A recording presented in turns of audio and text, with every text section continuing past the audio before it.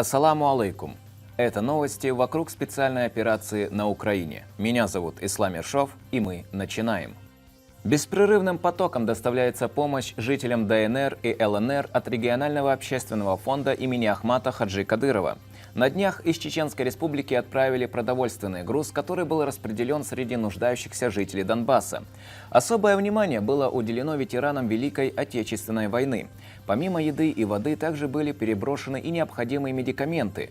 Глава Чеченской Республики Рамзан Ахматович искренне благодарит президента регионального общественного фонда Аймани Несиевну за регулярную помощь всем тем, кто оказался под гнетом националистических бандформирований. Город Попасный Луганской Народной Республики освобожден от злокачественной опухоли, засевшей на территории Украины в виде неонацистов. Об этом главе региона Рамзану Ахматовичу сообщил его помощник по силовому блоку Даниил Мартынов.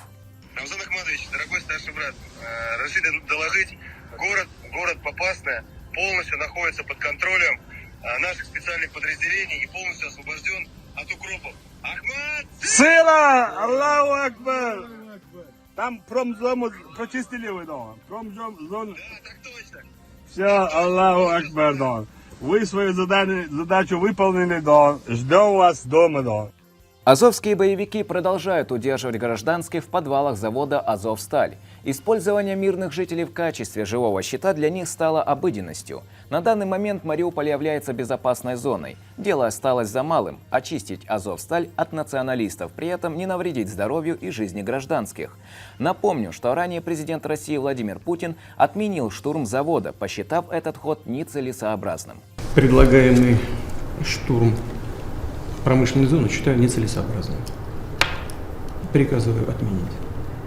Это тот случай, когда мы должны думать, то есть мы всегда должны думать, но в данном случае тем более, о сохранении жизни и здоровья наших солдат и офицеров.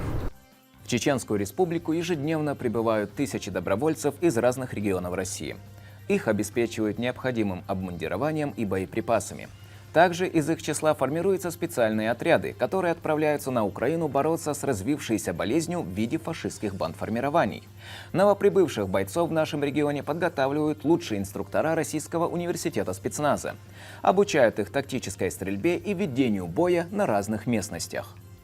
А на этом у меня все. Рубрику вел Ислам Ершов.